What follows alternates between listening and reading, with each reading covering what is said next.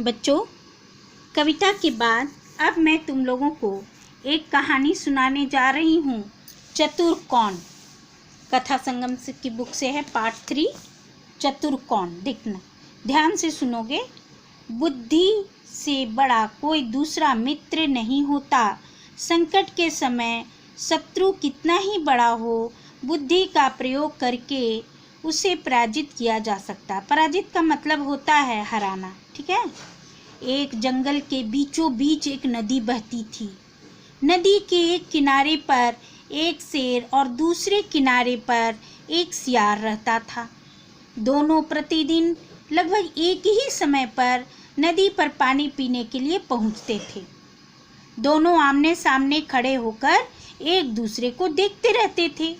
सियार शेर से डरता न था, लेकिन सावधान रहता था। शेर को यह अच्छा नहीं लगता था। एक दिन शेर कुछ जल्दी ही पानी पीने आ गया। शेर ने सियार को अपनी बातों में फंसाकर खा जाने का निश्चय किया। शेर अपने दिमाग में ये बात लगा रहा था कि सियार रोज आता है पानी पीने, उसे अपनी बातों में बहला फुसलाकर मैं उसे खा जाऊंगा। कुछ देर बाद सियार भी वहां आया। शेर ने दोस्त की तरह बहुत प्यार से उससे पूछा, अरे सियार भैया, आज कैसे देर हो गई? तबीयत तो ठीक है ना? सियार ने शेर का आशय नहीं समझा। यानी आशय मतलब होता है, सियार ने शेर के इस तरह के बोलने का मतलब नहीं समझा। उसने शांति से जवाब दिया, क्या बताऊं, आज मेरे सारे मित्र इकट्ठा हुए थे। उनसे गपशप करने तथा गाने बजाने में देर हो गई। शेर बोला, मित्रों से मिलना जुलना तो बहुत ही अच्छी बात है और ज़रूरी भी है, क्योंकि संकट के समय मित्र ही काम आते हैं। अब आगे देखिए बच्चों, ध्यान से सुनिएगा। शेर जो है आश्चर्य से पुनः बोला, अरे सियार भैया, तुम गाना भी गाते हो? हम लोग रोज ही मिलते हैं, पर मुझे तुम्हारे इस गुण के बारे में तो पता ही नहीं चला। सियार धीरे धीरे शेर के जाल में फंसता जा रहा था। उसने शेर के कहे बिना ही गाना शुरू कर दिया। हुआ हुआ, शेर ने कहा, लेकिन सियार भैया, मैंने तो सुना था कि अच्छा गाने वाले लोग गाते समय अपनी आंखें बंद कर लेते हैं। सियार बोला, सच? सच है, इसके बिना तो गाया ही नहीं जा सकता। सियार ने आंखें मूंद कर गाना शुरू कर दिया। इसका फायदा उठाकर शेर नदी की संकरी जगह देखकर छलांग लगाकर इस किनारे आया और सियार को धर दबोचा। सियार ने कहा, अरे ये तो सरासर विश्वासघात है। शेर बोला, इसमें विश्वासघात की क्या बात है?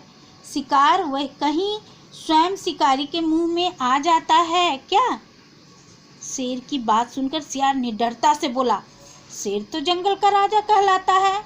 आपके हाथों से मौत होना सौभाग्य की बात है। परंतु आज हमारे सभी मित्र जब इकट्ठा हुए थे तो कह रहे थे कि शेर शिकार को खाने से पहले भगवान का ध्यान करता है। इससे उसको भगवान से के प्रत्यक्ष दर्शन होते हैं। क्या यह बात सच है? अब देखिए, सियार तो जाल में फंस चुका था, तो उसने अपनी चालाकी दिखाई और चालाकी से अब वो कैसे बचता है वो देखिए ध्यान से। शेर ने कहा, हाँ हाँ, यह बहुत तो बिल्कुल सही है, यह बात तो बिल्कुल सही है। मैं आंखें बंद कर भगवान का ध्यान करता हूँ तो भगवान मेरे सामने प्रत्यक्ष रूप में आकर खड़े हो जाते हैं। लो, मरने से पहले तुम मेरा ध्यान करना भी देख लो।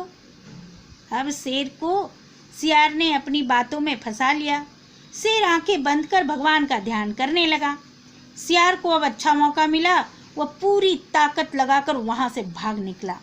भागते भागते उसने कहा, जो दूसरों को ठगने की कोशिश करता है वह खुद भी ठगा जाता है।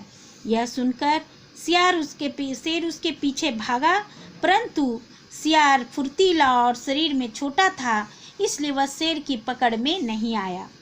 शेर उदास होकर सियार को भागते हुए देखता रह गया और मन ही मन सोचने लगा कि मैं भी कितना बेवकूफ़ हूँ, जो चाल चलकर मैंने सियार का शिकार करना चाहा, उसने उसी चाल से मुझे मात दे दी। कहानी समझ में आया बच्चों? इस कहानी से क्या शिक्षा मिलती है? इस कहानी से यही शिक्षा मिलती है कि संकट के समय भी बुद्धि का प्रयोग करना चाहिए, तभी आप उस संकट से बाहर निकल सकते हैं। ठीक है बच्चों, धन्यवाद।